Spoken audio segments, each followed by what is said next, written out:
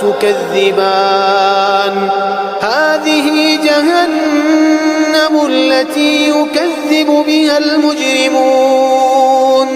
يطوفون بينها وبين حميم آن فبأي آلاء ربكما تكذبان ولمن خاف مقام ربه جنتان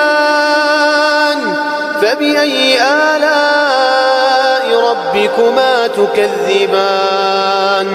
ذواتا أفنان فبأي آلاء